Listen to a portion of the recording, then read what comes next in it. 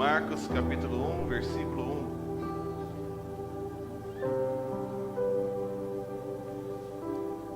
1. Um versículo muito pequeno, que diz exatamente assim: princípio do Evangelho de Jesus Cristo, Filho de Deus. Princípio do Evangelho de Jesus Cristo, Filho de Deus. Eu falei que eu ia pregar esse texto, alguém falou assim: você vai falar o que disso aí? O que eu vou falar de um versículo com 6 palavras no original? Irmãos, eu contei uma história aqui 1 milhão de vezes. Eu estava com um almoço hoje, comecei a contar a mesma história de novo. E a Renata falou assim: você não vai falar essa história de novo lá na igreja? Eu falei: eu vou falar. É a história do Taj Mahal, pela 1000ª vez.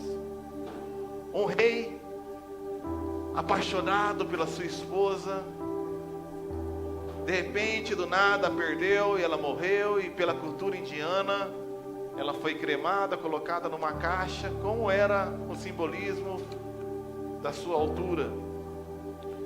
Então o rei, quando chegou diante daquele corpo cremado na caixa, falou: isso aqui é muito pouco. Isso aqui não simboliza o tamanho do meu amor por ela. Eu vou construir um verdadeiro mausoléu para essa mulher, que simboliza o tamanho do meu amor por ela. Então o rei começou a construir o que talvez você conhece hoje como Taj Mahal, uma das 7 maravilhas do mundo. Um monumento simplesmente espetacular, cercado de jardins maravilhosos, que demorou décadas para ser construída, com o único objetivo de ser uma catapumba da sua esposa, que refletisse o tamanho do seu amor por ela. Mas depois de 56 anos de construção, no dia da inauguração, as pessoas começaram a limpar o lugar, e limpando, e acharam no meio do salão uma caixa empoeirada. Abriram a caixa, estava cheio de poeira, e falaram: é lixo. E jogaram fora a esposa do rei. Quando o rei chega para o seu grande evento, o motivo de tudo aquilo já não estava ali. Tinha um monumento enorme, mas o motivo de tudo aquilo que foi construído já não estava ali. E quando eu vi essa história pela primeira vez, eu pensei: isso é o que fizeram com o Evangelho. Isso é o que fizeram com o Evangelho. O Evangelho de Jesus Cristo, Filho de Deus, se resume no fato que Deus se fez carne, habitou entre nós, andou, viveu sem pecado algum, e mesmo sem merecer, morreu por mim e por você. Mas ao 3º dia, ressuscitou e foi assentado à destra do Pai, e escolheu viver dentro do meu e do teu coração. O Evangelho se resume no relato de que Jesus, o próprio Deus encarnado, morreu e ressuscitou. Mas dentro do cristianismo, irmão, as pessoas começaram a achar essa história pequena demais. O meu amor por Jesus é tão grande, vamos construir verdadeiros monumentos, doutrinas, regras, histórias, instituições. E depois de 2000 anos de Evangelho, na maioria dos lugares você ouve falar muito da Bíblia, de muita coisa, mas o Evangelho você não conhece mais. Você não ouve mais. Aquele que morreu e ressuscitou é deixado de lado. Nesse texto, nós aprendemos o que significa Evangelho. Esse discípulo do apóstolo Pedro, chamado João Marcos, que andou também com Paulo, foi rejeitado, depois acolhido novamente, estava com ele nos seus últimos dias. Foi o primeiro homem a cunhar o termo evangelho como eu e você conhecemos hoje. Esse foi o primeiro evangelho escrito. E baseado nesse evangelho que os seus 2 irmãos sinóticos, Mateus e Lucas, se inspiraram para ampliar e escrever os seus evangelhos também. E quando ele cunhou o Evangelho, ele está nos ensinando o que de fato o Evangelho significa. O que significa esta palavra, o que significa esse termo, e evangelho não significa uma biografia de Jesus. Porque aqui nós não vemos, por exemplo, no livro de Marcos, nenhum relato sobre o seu nascimento. E não vemos em nenhum dos outros relatos dos evangelhos a respeito da sua infância, por exemplo, muito pouco a respeito da sua juventude. E eles começam, de repente, relatando o seu ministério, já com 30 anos de idade, e contam apenas esses 3 anos. No livro de Marcos, por exemplo, ele gasta em torno de 8 a 9 capítulos para contar algumas histórias de Jesus, e depois ele deposita quase metade do livro para relatar os seus últimos 3 dias. Um teólogo disse que o evangelho não é uma biografia, mas não passa de uma história sobre a morte e ressurreição de Jesus, com uma introdução bem longa, dando um pequeno contexto, um grande contexto de quem era esse homem que morreu e ressuscitou por mim e por você. E aqui no livro de Marcos, quando ele cunha pela primeira vez esse termo, ele começa dizendo: princípio do evangelho de Jesus Cristo. Essa palavra não era estranha, não significava a pregação do cristianismo. Evangelho era uma palavra conhecida no meio dos romanos. Quando um grande imperador havia de nascer, ou quando o Império Romano tinha uma grande conquista que prometia que com aquela vitória trouxesse mais paz ou prosperidade para o povo romano, vinha uma pessoa anunciando Evangelium, uma grande notícia: vencemos, uma era de paz e de prosperidade está chegando, um grande rei chegou, o grande rei venceu. Isso é o que os romanos entendiam como evangelho. Os judeus também tinham a sua perspectiva de evangelho. Nós vemos no capítulo 40 do livro de Isaías, ele falando que o evangelho era uma boa notícia de libertação para os prisioneiros. Uma notícia de que aqueles que estão presos haviam de ser libertados. O povo judeu havia sido escravizado de tantas maneiras.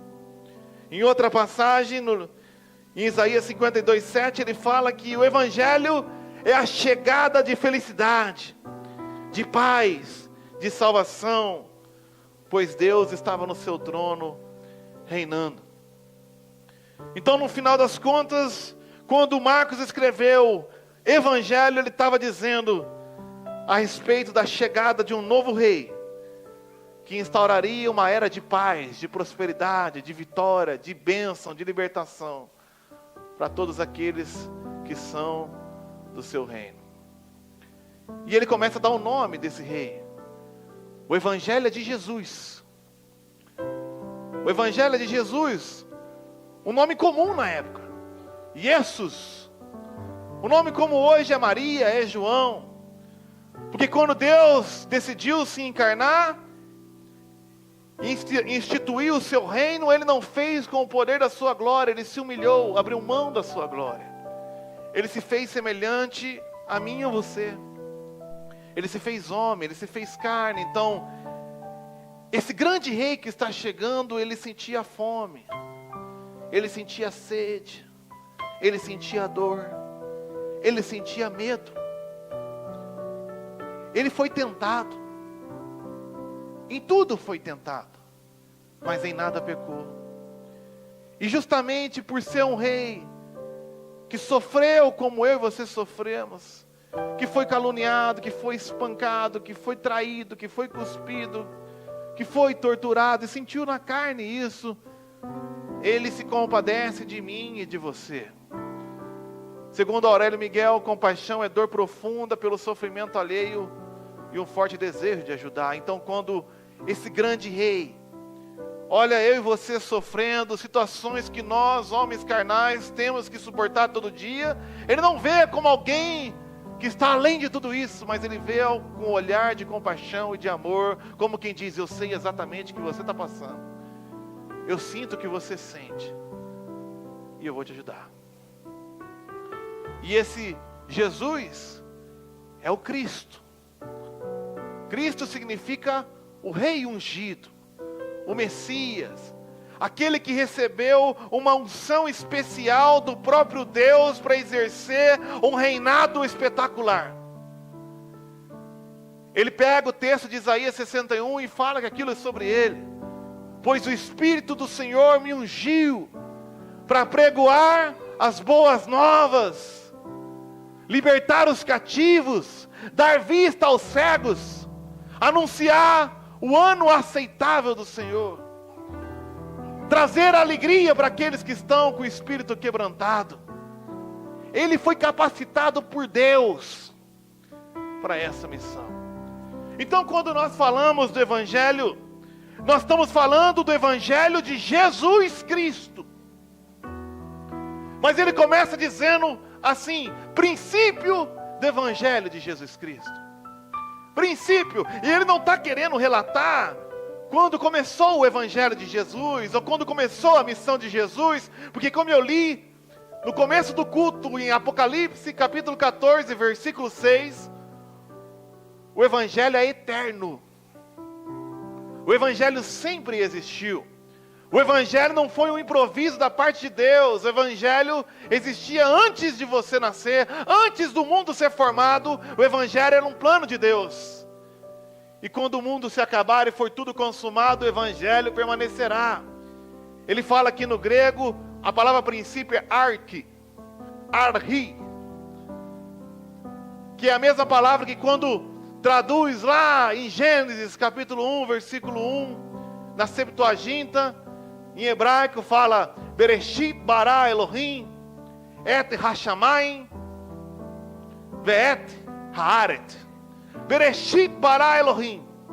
Gastando meu hebraico aqui hoje. Bereshit, no princípio, bara, criou, Elohim, Deus, et hashamai, os céus, ve'et, a terra, haaret. No princípio quando? Um princípio que sempre existiu, e no grego traduz para arque. No princípio era o verbo, e o verbo era Deus, e o verbo estava com Deus, e por meio do verbo, tudo que foi feito, se fez. E o princípio do Evangelho não começou agora, não começou há 2000 anos atrás, ele sempre existiu. Sempre existiu um plano, onde Deus se encarnaria para demonstrar a sua glória, morrendo por mim e por você, que nele crê. Mas como eu disse, esse versículo muito simples fala que esse princípio do Evangelho é de Jesus Cristo. O Evangelho é sobre Jesus Cristo. O ator principal do Evangelho é Jesus Cristo. Um teólogo disse que se o Evangelho é de Jesus Cristo, o Evangelho é construído pelas obras de Jesus. Pregar o Evangelho é falar as palavras de Jesus. Na verdade, o Evangelho é o próprio Jesus Cristo. Ele é o Evangelho. É sobre Ele. Quando nós nos reunimos numa noite como essa, nós estamos aqui para falar do que Jesus Cristo fez, sobre o que Jesus Cristo falou, sobre o que Jesus Cristo é. Então ele reúne na ceia e fala: vocês farão isso, até que eu volte uma segunda vez, e farão isso em memória de mim. Fazer isso em memória de mim, para que quando você vem na igreja, você tenha na sua mente o que Jesus Cristo fez, o que Jesus Cristo é, o que Jesus Cristo falou. Porque se fosse para medir sobre o que eu fiz, irmão, sobre o que eu sou, sobre o que eu falo, não tem boa notícia nisso. Isso é uma tragédia. Se for depender dos meus méritos, não tem chance para mim. Mas se eu puder depositar a minha confiança na boa notícia do que Jesus Cristo fez, é e falou, o Evangelho é uma boa notícia. E depois Marcos fala de qual linhagem é esse rei ungido. Esse rei que chegou e foi capacitado por Deus para esse reinado especial, é filho de quem? De quem que esse rei é filho? Ah, ele é filho de Davi. Os judeus falavam: oh, Jesus, filho de Davi. Ele é filho de Salomão? Ele é filho de Manassés? Não. Ele é filho de Deus. Ele é o próprio Deus. Ele é de linhagem divina. Ele não é passível a falhar. O seu reino não é desse mundo. O seu reino é celestial. E Ele faz isso debaixo da sua onisciência, da sua onipotência, debaixo da sua onipresença, debaixo do seu plano perfeito. Jesus Cristo se encarnou, viveu perfeitamente, morreu pelos meus pecados, venceu a morte, ressuscitou, está vivo, habita no meu coração e está no meio de nós nessa noite. O Evangelho é de Jesus Cristo, Filho de Deus. Mas como eu disse no começo, as pessoas se esqueceram sobre isso. As pessoas vêm na igreja para ouvir uma palavra sobre elas mesmas. Uma música que exalte o meu ego. Fala alguma coisa para mim. Ah, o teu plano vai se cumprir, o teu sonho vai se realizar. Quando acontecer, quando sair do papel, você vai ser abençoado. Aquele plano que você planejou, Deus vai te dar. E fala sobre você. E você é um espelho mais raro que o ouro de Ofir. Você é precioso, você é maravilhoso. E você sabe que não é. Se você for um pouquinho sincero, você se olha no espelho e fala: poxa vida, se sente indigno, porque nós somos indignos. Mas quando eu olho para Jesus, olharam para Ele e foram iluminados. O seu rosto jamais foram confundidos. Se eu venho para a igreja, irmãos, e você bota um espelho na minha cara e começa a falar sobre mim, isso é triste demais. Mas se eu vier para a igreja e erguer os meus olhos e olhar para Ele, eu saio radiante. Eu olho para quem Ele é. Eu olho para o que Ele fez. Eu olho para o que Ele está fazendo. Eu olho para o que Ele prometeu fazer através da minha vida. Eu saio radiante, confiante, alegre, me regozijando pelo imenso privilégio que Deus me deu de ser coparticipante às vezes da sua tribulação, mas para um dia ser coparticipante da sua glória. Pena que nós falhamos miseravelmente em olhar para Jesus. E aqui está o problema do nosso cristianismo moderno.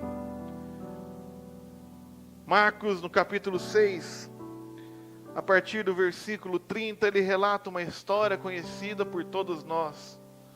Um milagre espetacular. Jesus andando por sobre as águas. E ele me traz ensinamentos maravilhosos. No capítulo 6, versículo 30, Jesus acabou de multiplicar pães e peixes. Ele faz um milagre extraordinário, suprindo, cuidando de uma multidão enquanto pregava. E no versículo 45, o texto começa dizendo assim: logo a seguir, compeliu Jesus. Essa palavra compeliu é praticamente empurrou, ordenou, enviou. Compeliu Jesus os seus discípulos a embarcar e passar adiante para o outro lado, a Betsaida, enquanto ele despedia a multidão. E tendo-os despedido, subiu ao monte para orar. Isso que me impressiona na pessoa de Jesus, que mesmo sendo Deus, depois de fazer um trabalho espetacular, de alimentar milhares de pessoas, alimentar uma população como essa cidade inteira, com 5 pães e 2 peixinhos, ele depois se levanta para orar. Olha a sua dependência do Pai. E agora, Pai, o que eu faço? E agora, Pai, aonde vou? E agora, Pai? Ele é Deus, mas ele se coloca nessa situação de submissão. E muitas vezes eu e você somos tão autoconfiantes. Tão autoconfiantes. Ninguém aqui multiplicou pão para 15 mil pessoas. E a gente acorda de manhã e fala: tem um problema, eu já sei o que eu vou fazer. O Spurgeon falou uma vez: nunca saia da sua cama sem ter resolvido todos os seus problemas com Deus. Nunca saia. Enquanto você não entregar tudo na mão de Deus, não se levante. Confie nele, não confie em você. Jesus confiava no seu Pai. E ao cair da tarde, versículo 47, o barco onde estavam os discípulos que foram compelidos a Jesus a ir para o outro lado pelo mar, estava o barco no meio do mar e ele sozinho em terra. E vendo-os em dificuldade a remar, porque o vento lhes era contrário, por volta da 4ª vigília da noite, veio ter com eles. Então aqui nós vemos que os discípulos obedeceram o comando de Jesus. Jesus chega para eles e compeliu, obrigou, ordenou, enviou, vai para o outro lado. E por obedecer a Jesus, por fazer exatamente o que Jesus mandou, eles se viram no meio de uma imensa tempestade. Uma maré contrária, uma grande tribulação. Quantas vezes, irmãos, a gente, obedecendo a Deus, seguindo a sua orientação, seguindo o seu mandamento, mesmo assim nos vemos em situações completamente complicadas. Seguir a direção de Deus não significa que não passará por aflição. Se alguém te falou isso, é mentira.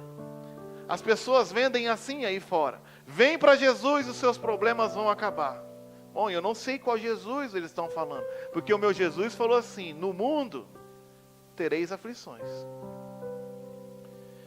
E muitas vezes, seguir a Jesus não é evitar problema. É ir de em frente com o problema. Ir de encontro. O apóstolo Paulo morreu porque fez o que Jesus mandou. Pedro morreu porque fez o que Jesus mandou. Jesus morreu porque fez o que o Pai mandou. Então ter problema na vida não significa que eu não estou seguindo a Jesus. Muitas vezes é porque estou seguindo a Jesus. Tem uma maré contrária. Maré contrária de quem? Do inimigo da nossa alma. Daqueles que andam ao derredor, bramando como um leão, buscando a quem possa tragar. Porque se eu sou dele, ele me odeia. Eu falei uma frase essa semana porque geralmente, já é quase de costume, a gente passa por um monte de tribulação no ministério, e ameaça, e bababá. E alguém falou assim: mas pastor, você não tem medo? Eu falei: eu já tive, no começo eu tive. Mas depois eu aprendi que quando o diabo está bravo, Jesus está feliz. Então eu fico até preocupado, irmãos, quando começa tudo a dar certo na minha vida. Como as pessoas começam a me elogiar. Parabéns, Mateus, que maravilha. Olha o ministério, eu vou ficando até deprimido, sabe? Ai, meu Deus, o que eu fiz de errado? Está todo mundo me elogiando. Mas daí levanta. Sempre levanta um doidinho. E aí eu falo assim: agora sim. Pô, agora eu estou na maré contrária. Estou no mundo. E o mundo jaz no maligno. Eu não estou aqui para ser aceito pelo mundo. Eu estou aqui porque fui aceito por Jesus. E às vezes esse momento é tenebroso. Os discípulos estavam na 4ª vigília da noite, no momento mais escuro, mais obscuro, mas naquele momento, por mais que eles achavam que estavam sozinhos, Jesus estava olhando por eles. O texto fala: por volta da 4ª vigília da noite, veio Jesus ter com ele, andando por sobre as águas. Eu imagino os discípulos lá no meio do mar, pensando: nossa, Jesus, o nosso Messias está lá no monte para orar, e agora? Eles já tinham falhado na fé no comecinho, porque eles estavam no barco e Jesus dormindo. Não te importa que pereçamos? Jesus, você não se importa que eu estou sofrendo? Olha a minha luta no casamento, você não se importa? E Jesus fala: homens de pequena fé. Mas agora Jesus não está no barco. Jesus está em algum lugar distante orando, sabe Deus fazendo o quê? Onde está Jesus? Como Como que Jesus vai chegar aqui? Não ficou nenhum barco na margem, não tem como ele vir, ele não sabe remar, e se remar sozinho nessa tempestade, que horas vai chegar? Então a gente começa a calcular, com os cálculos humanos, o que Jesus pode fazer. Mas, meus irmãos, Ele é Deus, Ele anda sobre as águas. Ele manda o mar se abrir, se o mar não se abre, Ele anda por cima, Ele voa, Ele não está nem aí, porque Ele é o Criador dos céus, da terra, das fontes das águas. As leis da física foram criadas por Ele está além de tudo isso. E Ele vem quebrando as leis da natureza, porque Ele não se submete ao tempo, Ele não se submete ao espaço, Ele não se submete à lógica, Ele não se submete ao natural, pois Ele é sobrenatural. Para ter encontro com aqueles que Ele mandou, para se encontrar com aqueles que Ele enviou. E o engraçado é que, aqui no Evangelho de Marcos, ele poupa algumas coisas, mas continua dizendo no versículo 49, eles, porém, vendo andar sobre o mar, pensaram tratar-se de um fantasma, e gritaram. Existia uma superstição, semana passada eu falei sobre superstição.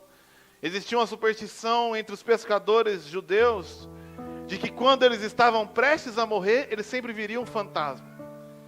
Então, se você está vendo um fantasma, significa mau agouro.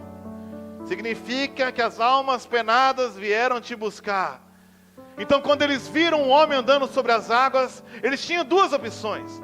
Ou é o Messias, o Filho de Deus, vindo a nos encontrar, ou é a má sorte, a dona morte, vindo buscar a minha alma. No que os discípulos acreditaram, irmão? Os discípulos acreditaram no fantasma.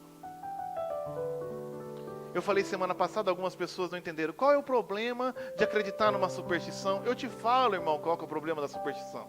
Jesus falou que o Espírito Santo vinha para nos convencer da justiça, do pecado e do juízo. E Ele explica o que é pecado.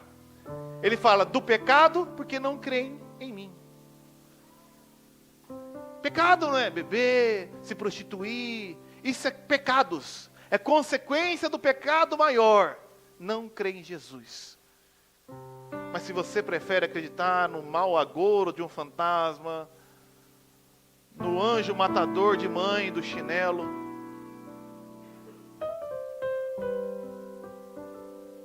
você não crê em Deus. Isso é pecado. Esse é o maior pecado. Se você prefere acreditar que o gato preto é um mau sinal, foi isso que os discípulos acreditaram. Era um fantasma. Acabou. E esse texto é relatado também no livro de Mateus. E como eu disse, Marcos bloqueia o que acontece depois, mas eu quero ler para vocês Mateus 14. Depois deles gritarem no versículo 27, Mateus 14, 27. Jesus é tão paciente. O fato de eu ter falado que é pecado não significa que você vai para o inferno, irmão, porque você desvirou o chinelo hoje na hora do almoço. Significa que Ele é tão amoroso que Ele me enviou aqui para ter a cara de pau de falar isso para você, apesar de tudo que eu tenho ouvido, para dizer no versículo 27, tem de bom ânimo, sou eu, não tem mais. Esse sou eu aqui é o mesmo eu sou. É como se Ele estivesse dizendo, eu sou, filho. É Deus, é aquele que apareceu para Moisés, Ele está aqui. Aquele que apareceu na sarça ardente que não se consumiu, sou eu sou o Criador, eu estou aqui, sou eu que estou do seu lado.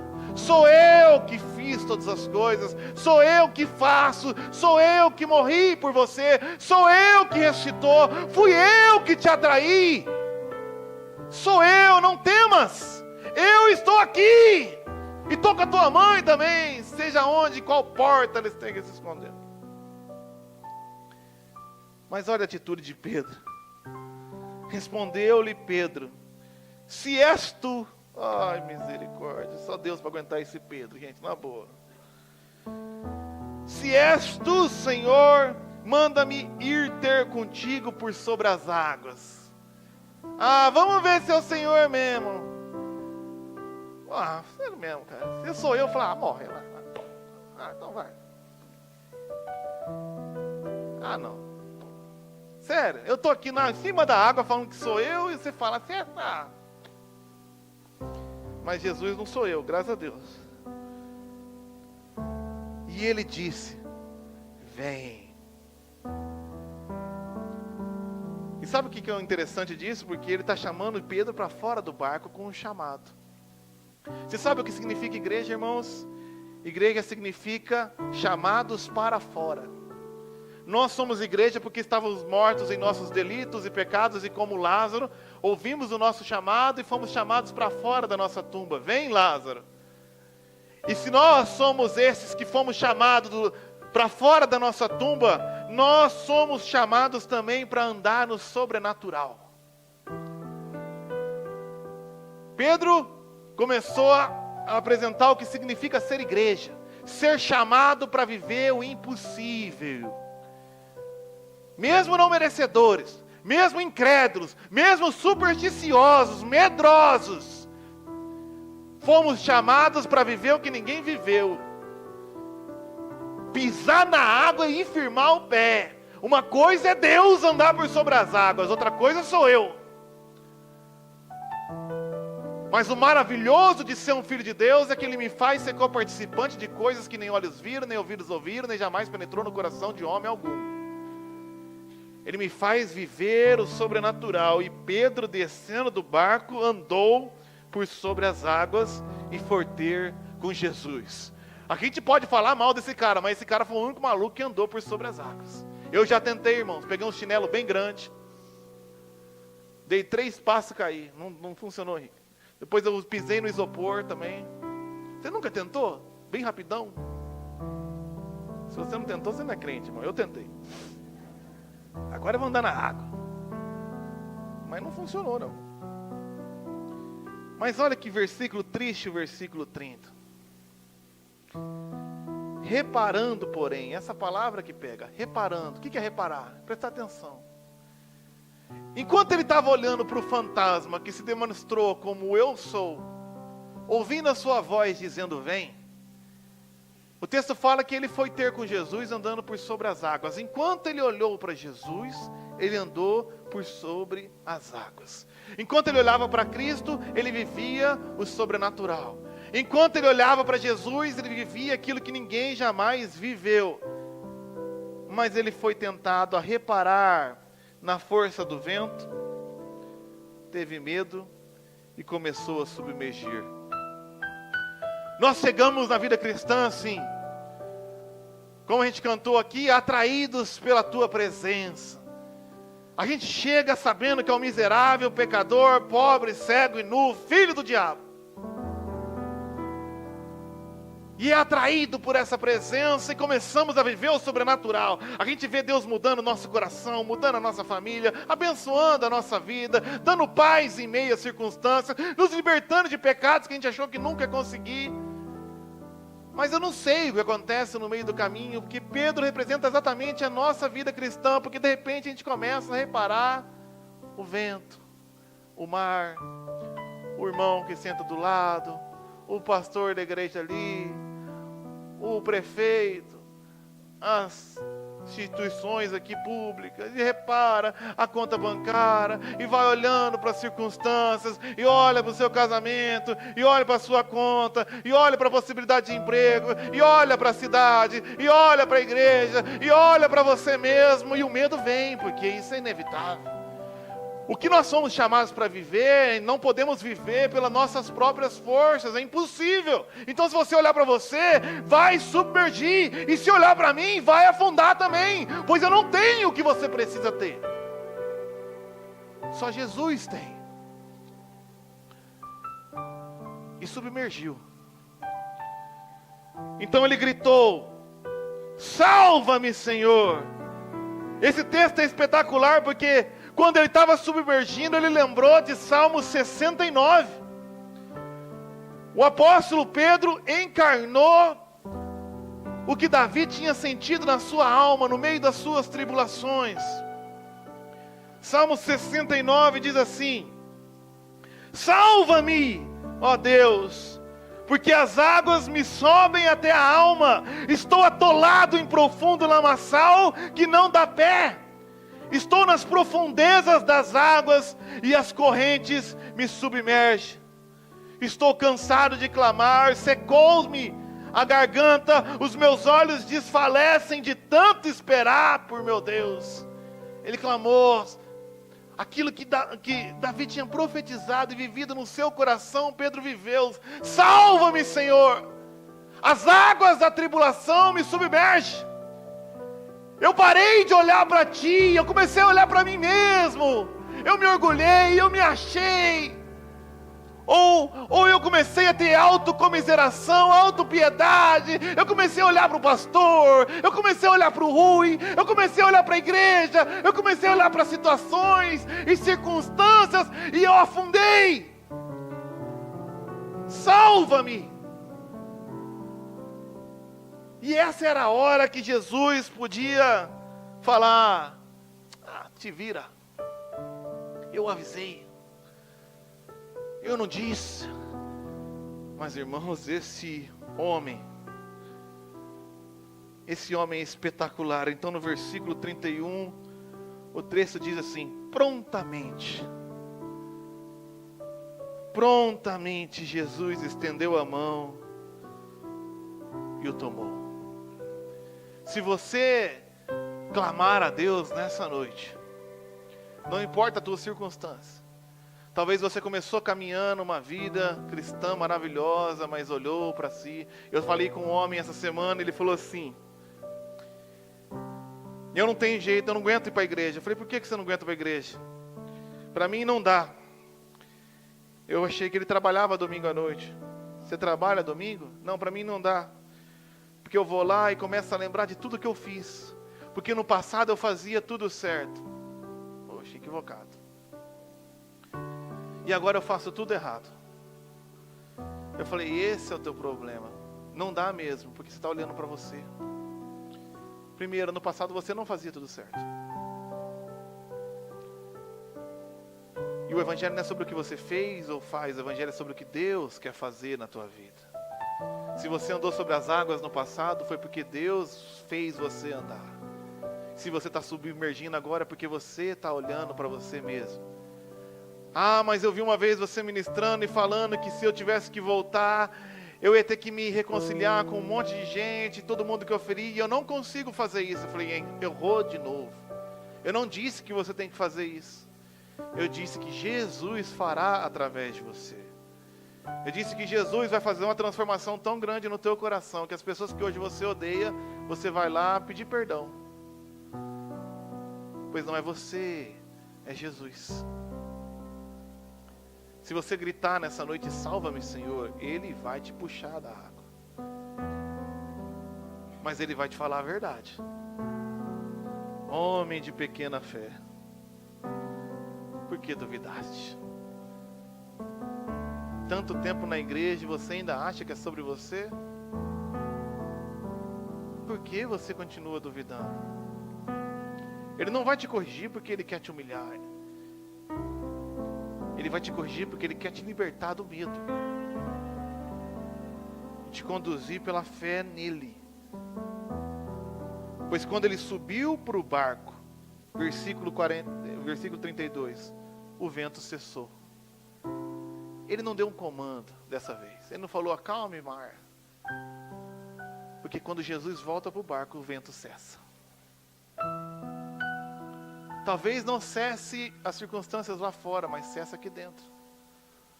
O mundo está caindo, irmãos. Mas você tem aqui dentro uma paz que excede todo entendimento. Está todo mundo tentando te derrubar e você está com um sorriso no rosto que você não consegue explicar. Porque Jesus entrou no barquinho do meu coração. E como diz aquela canção de criança, com Cristo no barco tudo vai muito bem. Vai muito bem, vai muito bem. E passa o temporal. As coisas estão caindo aí. Pois Cristo está no barco, irmão. E se Ele é por nós, quem será contra nós? E Ele nos dá a paz que excede todo entendimento. E os que estavam no barco adoraram, dizendo: verdadeiramente esse é o Filho de Deus. Engraçado como Marcos conclui esse texto, voltando em Marcos capítulo 6. Ele fala a mesma coisa no versículo 51. Subiu para o barco para estar com eles, e o vento cessou, e ficaram entre si atônitos. Mas olha que versículo no 52. Porque não haviam compreendido o milagre dos pães, antes o seu coração estava endurecido. Não haviam entendido o milagre dos pães. Eu vi um pregador chamado Grant Osborne falando assim: o tema fundamental do milagre da alimentação é que Deus cuidará de você. Os discípulos fracassaram em entender que Jesus é o Filho de Deus, é o eu sou, aquele que controla toda a natureza, e que Ele estava ali atento e pronto para cuidar deles. Falharam em fixar os seus olhos em Cristo Jesus. Eles viram Jesus provendo, eles viram Jesus cuidando, mas o seu coração estava tão endurecido que falharam em reconhecer que Deus controla todas as coisas. E que faz com que todas as coisas cooperam para o bem daqueles que amam a Deus. Meu objetivo nessa noite é que você não falhe em reconhecer que Deus está no controle de tudo. Quinta-feira, irmãos, para concluir. Quem estava no grupo da igreja acompanhou a loucura que foi o grupo da igreja. Eu acordei de manhã com a mensagem do Lucas lá no grupo da diretoria, falando assim: pessoal, vamos comprar a cadeira? Vamos comprar a cadeira. O pessoal dividiu, fez uns valores muito bons para nós, mas, irmãos, nós não temos dinheiro para comprar a cadeira. O valor que custa a cadeira é mais do que nós temos na conta da igreja hoje, de saldo. Se a gente comprasse as cadeiras, nós ficava sem R$1. E nós estamos mudando para um aluguel caríssimo, tem que arrumar o negócio. Eles dividiram em 6 vezes. 6 vezes de um valor que é mais da metade do que entrou de dízimo no último mês que saiu o relatório. Quando o Lucas falou assim: vou pagar, e como você é pastor, irmão, você tem que ter fé ou fingir que tem. Porque o nosso ramo é da fé. Ali ele falou assim: não sei como é que você tem fé, é o meu negócio. Entendeu? Então você vai lá no Henrique ser consultado. Se ele falar Tamiflu, ele pode não saber, mas ele vai falar com uma certeza. É virose. Não importa, ele não pode falar, não sei. Você vai sair de lá assustado. Ele vai falar: é virose. Tamiflu, acabou 8 em 8 horas. E fala aí, vai, você tem que acreditar. Então falaram: vamos comprar? Eu falei: é lógico, Deus proverá. Mas por 1 milésimo de segundo passou. É mais da metade do que entrou de dízimo. Nós vamos alugar um prédio. E o meu salário, né, irmão? 5 boca. E tem que ir nos aniversários da Patrícia, que custa R$300 cada vez que ela faz aniversário. Enquanto não virar o mês, Marla, eu vou continuar falando. Mas não virou 30 dias. Gastou orçamento. Falei: Deus. Mas na hora que eu pensei, com o celular na mão, eu vi na conversa de baixo, no grupo da Associação Batista, uma irmã, que eu estou falando dela, ela está aqui, ó. A irmã mais postadora de versículo da história do mundo. A irmã Madalena. Deve estar assistindo nós. Na hora que eu banquei o celular, ela colocou assim, um texto que eu gosto de falar: lance sobre ele todas as vossas ansiedades, porque ele tem cuidado de vós. Mas na hora eu pensei: não vai dar, lance sobre ele. Eu falei: não, eu não vou olhar para a nossa conta, irmão. Eu não vou olhar para mim, eu vou olhar para ele. E eu fiz o que o Spurgeon falou: eu não vou sair desse quarto sem o Senhor resolver. Eu não vou sair desse quarto, Senhor. E a hora que eu senti aquela fé inabalável que veio direto do Espírito Santo de Deus, o Vandinho marcou para me encontrar com ele na prefeitura às 9 horas. Nunca vá no encontro com o Vandinho, porque a prefeitura de Bela Vista depende da existência do Wanderson Teixeira para existir. Quebra um carro lá no Margarida, o prefeito liga: Vandinho, Uma senhora tropeça no asilo. Ei, Vandinho. A caixa d'água fura na casa, não sei o que. Ei, Vandinho. Ele marcou 9 horas. Saí de casa. Para mim é de madrugada, 9 horas da manhã. Fui na prefeitura, parei o carro. 9 horas, cadê Vandinho? Nada de Vandinho. Vandinho, pastor, atrasou aqui na vaca mecânica. O leite de soja depende de mim, não sei o que. Tá bom, Vandinho. 9h30, cadê Vandinho? Ah, quebrou o carro aqui, eu tenho que levar na elétrica. Aí a Renata falou assim, Vandinho chegou. Eu falei desse jeito, por Deus, irmãos. Não estou exagerando, nem contando uma piada, é uma verdade. Eu falei, Renata, desculpa a expressão, mas se uma véia passar mal no asilo, vão ligar para o Vandinho, eu tenho certeza. Porque o dia que eu estava botando a faixa, eu vi o Vandinho passar 3 vezes, 3 carros diferentes, cada hora com uma pessoa diferente. Na hora que eu falei, o Vandinho mandou um áudio. Pastor, tive um problema no asilo. Por Deus! Eu tenho um áudio, eu mando no grupo da igreja. Tive um problema no asilo. Eu falei, não, Renato, olha esse áudio. O Vandinho resolve todos os problemas. É Jacaré para prefeito e Vandinho para vice, não tem. Jacaré tá de palhaçada, dá um aumento pro Vandinho, Jacaré. Resumindo, o Vandinho teve a cara de pau de chegar 11 horas. Só 2 horas. Mas eu aprendi desde cedo que não é culpa do Vandinho, nem da senhora do asilo, nem do carro elétrico.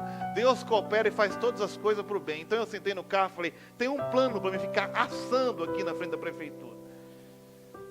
E o plano é que nós vamos levantar essas cadeiras hoje. Irmão, quem quer doar cadeira? Eu dou 5. Mateus e família 5. Aí o Arnaldo, eu dou 3. Juarez, eu dou 2.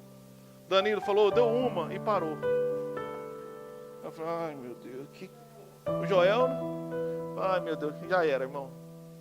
E passa a hora, e 20 cadeiras, e 10 cadeiras. Aí o pastor comecei a mandar para os pastores. O pastor falou, Mateus, se você conseguir 30% em um mês, está maravilhoso. Está maravilhoso, porque não é você que vai ficar sem salário, né, o miserável. Não, você faz uma feijoada mês que vem. Só que eu tinha dentro daquela palavra dentro de mim, eu falei, irmão, em nome de Jesus, nós vamos conseguir essas cadeiras hoje. Mas nunca que nós levantamos aqui, 150 cadeiras. 150 cadeiras. Bom, o resultado vocês já sabem, irmão. Nós não conseguimos 150 cadeiras, nós conseguimos 170.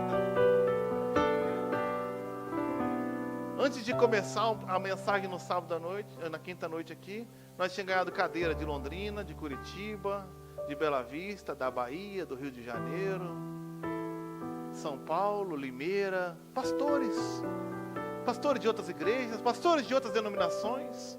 Eu sou tão cara de pau que eu pedi até o pessoal da Assembleia de Deus doar uma cadeira para nós hoje.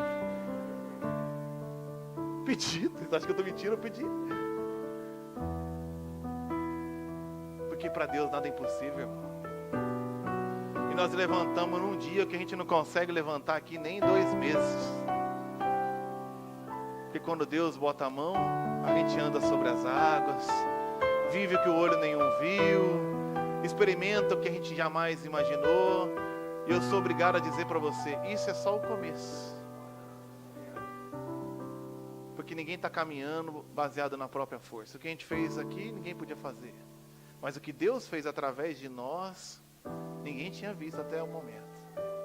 Mas o que Deus vai fazer, irmãos, não se compara.